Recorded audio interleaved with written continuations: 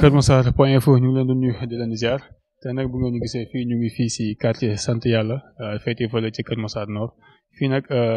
li ñu fi indi mooy yeewoo rek ñu ki démb tiis ak nakar si famille bi nga xamante moom mooy famille Daan dëkkee fii ci sant yàlla li ko waral nag mooy seen benn doom bu wuyoo Serigne Saliou toll si ñaar fukki at moom la ñu faat ni ki barki démb si guddi si benn xeex bu mu doon amal ak benn moromam daanaka la ñu wax ne daal ba xeex ba amee ba pare ki nga xamante ne moom mooy frère ki mu doon jàppanteel moo ko daal di féete ginnaaw daal di koy jam paaga waral nag ñu yóbbu ko fële ca hôpital bu mag bi nekk Kër Massar waaye foofu noonu si place bi si la mujjee ñàkk bakkanam ñu ñëwoon fii nag gis ak li nga xamante ne moom mooy la famille éploré waxtaan ak moom si circonstance li nga xamante ne moom mooy meurtre boobu noonu te ñi ko def nekk ba léegi si mboy yi ñu taxaw ki nga xamante ne moom mooy Lamina nekk frère si ki nga xamante ne moom mooy Serigne Saliou te ñu jël bakkanam barki dem si guddi ñu laale rek Lamine mën nga ñëwaatal un peu si li nga xamante ne moom mooy fee yi. si parce que xeex bi dimanche la woon dimanche si guddi ay 22h man dama jéenoon quoi mais maa ngi romb Serigne Saliou mu toog si ginnaaw si mbedd bi ma ñëw dugg si biir kër gi jaagul dara sam beneen frère bi Bamba ñëw fëgg fekk mu ngi doog a wàcc liggéey mu ñëw mu ne ma Serigne Saliou moo doon xeex après si lañ jénn daal dem hôpital si dem ba ñuy dem nag si yoon hôpital bi yàlla def na daje nañ ko noo xeexal ak mag ji mais xamuñu woon ne ñoom la doon xeexal quoi parce que ñoom dañoo gis ñu ñuy ñëw ñoom ñuy daw di arrière quoi ñi daw arrière jaadu ko mais bàyyiwuñu leen sax xel xamuñ sax ñoom li tax ñu ñuy daw quoi mais vu bañ demee hôpital nag ñi dem gendarmerie téye ñu si lañ xam ne instant kii gaañu noo quoi yàlla def na li gën si moom mais après la ñu doo xam ne kii la doon xeexal te fu mu ko jam fu mu dundoon na jafe torop parce que si baat la ko jam fii nii te Serigne Saliou mën naa ne ki ko jam jotewut ak moom dara xeexut ak moom magam la joteel mu pareeg si magam ñi àttaleen muy dox di dem di wax benn moroom bi ñëwal ñu dem vu ko mu naan ko ñëwal ñu dem rek kooku si ginnaaw la ko bettee jam ko paaka moom dafa taf loxo bi naan ko mën ngay jam si noonu la yem beneen moroom bi ñëw di wax ak pour Serigne Saliou ni ko yow looy def nii dafa jam kooku paaka ci loxo daal di continuer doo ko daw nag te Serigne Saliou ba muy jënd heure 22h 23h da koy fekk mu dugg si kër gi 22h daa demoon di jëndi reer la doon jëndi xar tamit dem di jëndi mburu chaque heure boobu dañuy dugg si jënd reer ndax fan yii 2 jours yi passé depuis mardi bële mais bi dafa feebar heure buy ñëw guddi moo koy jënd reer bu ñuy reeree comme Serigne Saliou mën naan joteewut ak ki ka tooñ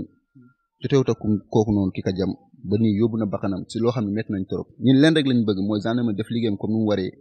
ñu jàpp ñooñu noonu. léegi fan la kii bi toll maanaam si li nga xam ne mooy enquête beeg yooyu noonu fan la toll. enquête bi instant bi gendarmerie nangu ñoo ci benn information bu claire te loolu jàpp naan du yoon ñoom dañoo war a ñu xamal ñu informer ñu carrément nii ak nii la toll même bu fekkee mun ñu kaa divulguer mais ñun ñi nga xam ne ñooy famille Serigne Saliou ñoo war a leeral carrément ni enquête bi nii ak nii la demee nii ak nii ndax kooku ki ray papaam mu ngi këram toog démb lañ ko rom mu teg ataayam toog si buntu këram comme ça veut dire que ki ñu ray bakkanam xottu gerte la quoi comme ça veut dire que ñoom ki ñu ray amul importance si ñun ba tey gisuñu si benn famille bi nga xamante ni ñoom ñoo def jëf yu ñaaw ji nii du seen famille du papa du yaay te papa romb nañ ko mu toog seen buntu kër. kii papam mooy frère de papam donc di wóoyee Baba Ndongo ah. waaw sëñ Omar maa ngi ziar bu baax di leen nuyu baax di leen dalal bu baax aussi di am naqar gu métti nag parce que lii dafa métti parce que loo xamante ne waajuru ko woon xëy rek ñu ne la sa kii wàcc na liggéey si nii maanaam loolu moom dafa métti waaw comme kii fu mu daanale lay wax maanaam na justice def liggéeyam parce que moo gën a wóor te mooy yoon nuñ si gën a mën a doxee rek nañ ko def muy wax si wàllum gendarme ñoom ku leen xam nañ ñoom enquête interne ñoom duñ ko fësal waaw ñun comme wax nañu démb lu ñuy wax ñun dina déglu di am si ñoom yaakaar bu baax comme dégg naa ñu ne am nañu ay piste yàlla baax na si loolu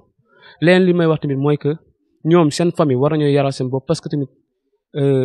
sa doom def naka si noonu pare yow nga mu mel ni yow même bu nekkee juróo ko sa geeñoo sax mais sa kër lañ ko xamee fa la màggee mu nekk benn deret tey waroo toog si mbedd di fësa sa mel ni koo xamante ne yow kii ñu rey du doomu aadama wala maanaam nit koo xamante ne amul importance ak am importance ci famille parce que tey am na lu mu doon opportel yaayam ak ay frère am parce que tey ki nga keroog mu ngi koy wax reer la demoon jënd te daw la jënd ne yaayam tey maa la jox nga reer xam nga loolu dafa métti xool boobu tas yaakaar waaw affaire yi moom foo ko natt rek weesu na ko waaw lii sax ñuy def mënuñu ko waaye dafa nekk li nga xamante ne dañu dëkk boo xamante ne daanaka boo yuuxul kaay duñ la dimbali duñ la wollu waaw li ñuy wax rek nañu gën a jàppale jàppale koñ yi parce que tamit booy jeunes yi léegi lii rek la ñuy dund waaw lii la ñuy dund ñàkk sécurité si koñ bi si koñ yëpp nag booy léegi dañuy nekk xale yu ndaw léegi dañuy tux ay kenn xamul xam nga yooyu rek moo leen koy yóbbee waaw ñu wax tamit ñu gën a jàppale waa case bi waaw case bi jëm kaw ba sant yàlla fii sécurité amu fi dara gars yi sàcc yeeg booy yi léegi dañuy def loo xamante ne mooy loolu waaw loolu daal moom métti nañu trop métti nañu lool dañoo mënut a wax lépp waaye instant bi fi mu ne nii moom xol yi ñoo xaw a kii daal waaw ñu ngi siy jéego. waaw man maa ngi dëkk fii ci gannaaw seen kër gi rek maa ngi dëkk foofu. koñ bi moom li ñuy wax ci koñ bi rek koñ bi amul sécurité guddi ak bëccëg nag yëpp boo ñëwoon fii sax guddi gi boo ñëwee di nga daj ak ñoom. comme ni nga ko waxee sànq ñu ngi wax ne amul sécurité lamp yi tàkkul agression yi bëri nañ fi yéen ñi nga xam ne aussi ngeen nekk ay kilifa dëkk si koñ bi ban message ngeen di lancer ñi nga xam ne ñoom ñooy autorités yi di jiite pour ñu dimbali aussi waa koñ. waaw xanaa autorités yi ñu jàppale ñu rek parce que ñun moom soxla nañu jàppal parce que xam nga lii moom doy na war yow nga jur sa doom yar ko fu nga ko war a yare dem ba war la aw ñu rey ko ci nii xam nga loolu moom tamit dafa métti tamit dañu bëggoon dimbal ñu état bi dimbali ñu sécurité de koñ bi. nijaayu xale bi la voilà bi ñuy ñëwee démb ñu yëgal ñu ko évidemment am nañ ci lu ñu naqari trop am nañ ci lu ñu bett trop tamit bi ñuy ñëwee tamit information yi nga xamante ne moom la ñu jëlee ci ñi nga xam ne ñooy dëkkandoo yi effectivement li ñu wax c'est unanime donc xale bi nga xamante ne moom la joteel évidemment bokkul ak ki nga xamante ne moom moo ko jam ba faatu am. kon loolu bu amee dafay wone ni il y avait une volonté manifeste de donner la mort et là c'est déplorable ñun nag en tant que citoyen eh bien am nañ confiance suñu force de défense et de sécurité seen professionnalisme yàgg nañ ko wane ci cas yu mel nii donc am nañ yaakaar ne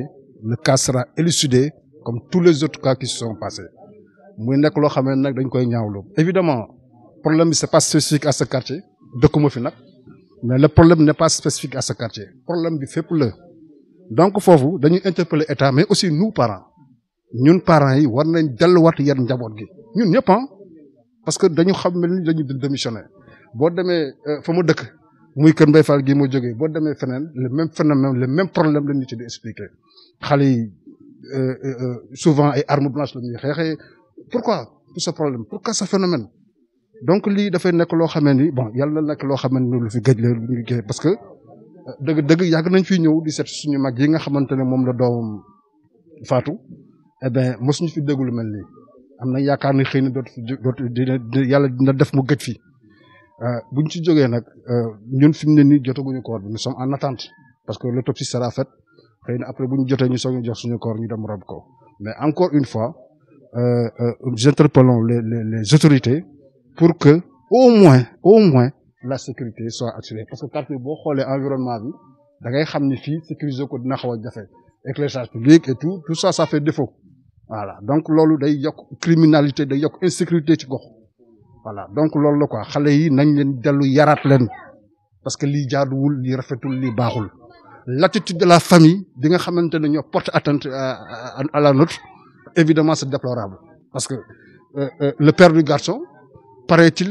sans souci mi ngi toog comme si de rien n'était il continue à faire ses activités comme il l'entend et ça c'est déplorable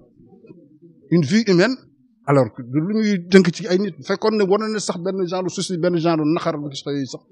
eh bien on pourrait dire mais tout ça n'existe pas mais nous comme di ma ko waxee sànq au début de mes propos nous faisons confiance à la brigade de recherche de gendarmerie qui s'est saisie du dossier évidemment qui ne va pas tarder à mettre la main sur les fugitifs et les transmettre devant les juridictions et que les sanctions méritées soient appliquées dans toute leur rigueur voilà. xanaa sant yàlla rek gil si yonent bi sallallahu alayhi wa sallam affaire bi moom wax dëgg yàlla comme ni ko ñëpp waxee rek maanaam métti na lool waaye nag dañuy delloo lépp loxoy suñu borom ndax li si war yëpp def nañ ko taxaw nañ ko maanaam yóbbu ko hôpital maanaam dem si yoon yoo xam ne moom mooy def liggéeyam it dem nañ si yoon yi mu ngi def liggéeyam ndax it mbir moom su la dalee rek maam yow doo fayu doo def dara da ngay ànd ak dara rek maam ki la war a fajal mu fajal la ndax it loolu mooy doxalin bi waaye ndax lii nag moom métti na ba si kanam yàlla waaye nag su nga yoon mu ngi def liggéeyam dañuy def tekk rek maam yoon def liggéeyam wàllu autopsie bi nag ñoom ñu ngi si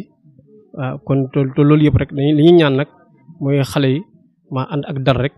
su ko defee maam li si war maam ñu def ko waaw ndax moom métti na moom fu métti yem ndax xale bi wax dëgg yàlla xale bu yaru la xale bu dal la ndogal nag am na waaye nag ndogal su amee nag dañuy delloo lépp si loxo suñu borom rek xam ne suñu borom fii la ko namee jaar na ko fi lu métti métti nañ muñu rek delloo lépp si loxo suñu borom waaw comme ni ko koñ bi nag moom ni mu mel moom wax dëgg yàlla war nañu see jàppale bu baax ndax it lëndëm na guddi gi moom 11 su xale jot doo ñemee génn fenn ba pare yor ay njaboot gu sew waaw te it ñi ne am ñoo xam ne dañuy xëy liggéey te guddi la ñuy wàcc maanaam guddi gi suñu wàcc am ñoo xam ne dañu leen di dogale ci koñ bi ak yooyu te loolu yëpp wax dëgg yàlla foog ñu jël matukaay yoo xam ne maanaam lamp yi moom dafa war te lamp yi dañu war di leer waaye koñ boo dugg moom day lëndëm këris te loolu it wax dëgg yàlla war nañ si mën a dimbale bu baax loolu lañ fi mën a am luñ ci sànni rek waaw te ñu ñaax xale yi rek maam ñu ànd ak dal ànd ak yar maam parents it ñoom it yaraat xale yi maam toogaat xale yi maam di leen yedd waaw te loolu daal mooy solo daal waaw ñu ngi jégalu kàddu yi baax